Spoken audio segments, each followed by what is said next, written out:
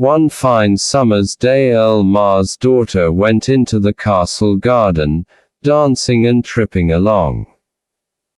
And as she played and sported she would stop from time to time to listen to the music of the birds.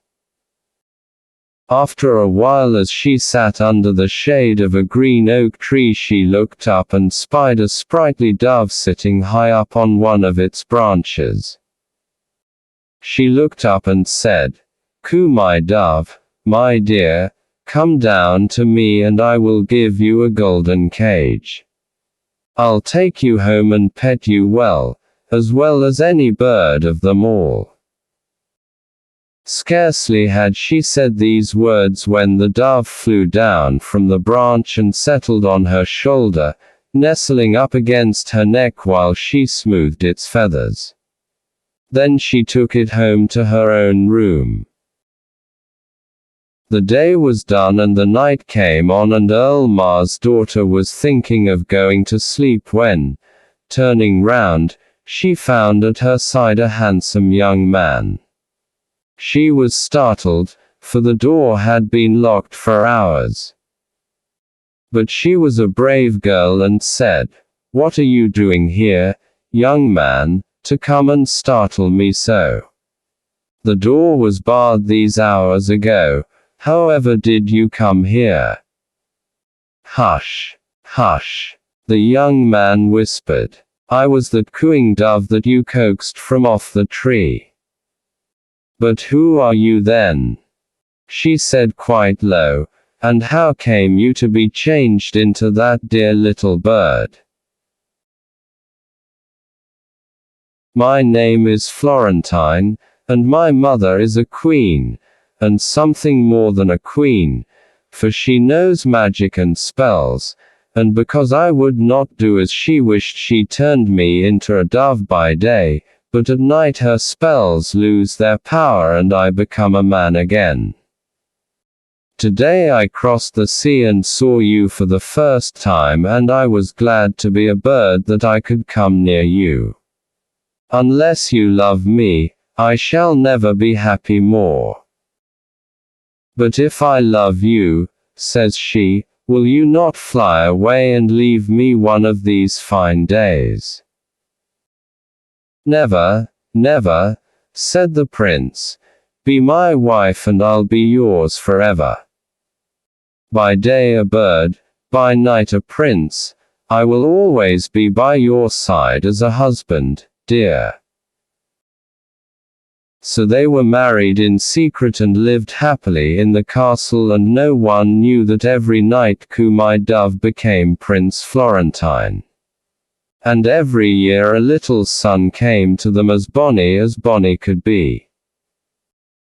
But as each son was born, Prince Florentine carried the little thing away on his back over the sea to where the queen his mother lived, and left the little one with her.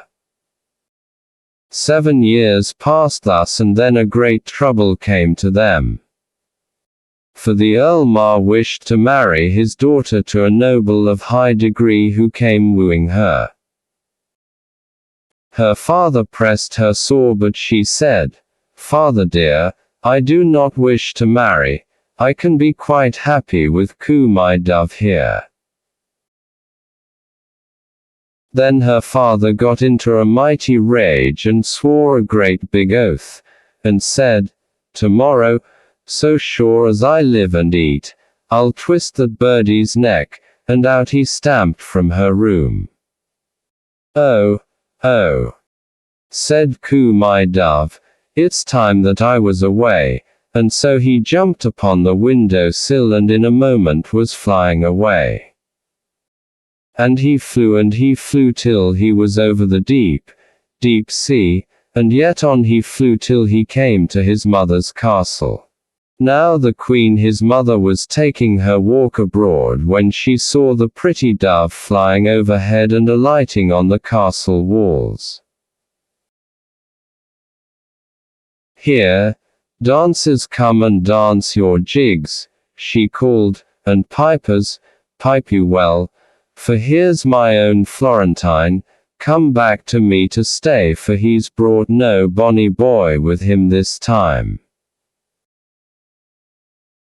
No, mother, said Florentine, no dances for me and no minstrels, for my dear wife, the mother of my 7 boys, is to be wed tomorrow, and sad's the day for me. What can I do, my son? Said the queen, tell me, and it shall be done if my magic has power to do it. Well then, mother dear, turn the 24 dancers and pipers into 24 grey herons, and let my 7 sons become 7 white swans, and let me be a goshawk and their leader. Alas, alas, my son, she said, that may not be. My magic reaches not so far. But perhaps my teacher, the spy wife of Ostry, may know better. And away she hurries to the cave of Ostry, and after a while comes out as white can be, and muttering over some burning herbs she brought out of the cave. Suddenly Coo my dove changed into a goshawk, and around him flew 24 grey herons, and above them flew 7 cygnets. Without a word or a goodbye, off they flew over the deep blue sea, which was tossing and moaning. They flew and they flew till they swooped down on Earl Mar's castle just as the wedding party was setting out for the church. First came the men-at-arms, and then the bridegroom's friends, and then Earl Mar's men, and then the bridegroom, and lastly, pale and beautiful, Earl Mar's daughter herself. They moved down slowly to stately music till they came past the trees on which the birds were settling. A word from Prince Florentine, the goshawk, and they all rose into the air, herons beneath, cygnets above, and goshawk circling above all. The weddineers wondered at the sight when, swoop, the herons were down among 'em, scattering the men-at-arms. The swanlets took charge of the bride, while the goshawk dashed down and tied the bridegroom to a tree. Then the herons gathered themselves together into one feather bed, and the cygnets placed their mother upon 'em, and suddenly they all rose in the air, bearing the bride away with them in safety towards Prince Florentine's home. Surely a wedding party was never so disturbed in this world. What could the weddineers do? They saw their pretty bride carried away and away till she and the herons and the swans and the goshawk disappeared, and that very day Prince Florentine brought Earl Mar's daughter to the castle of the queen his mother, who took the spell off him, and they lived happy ever afterwards.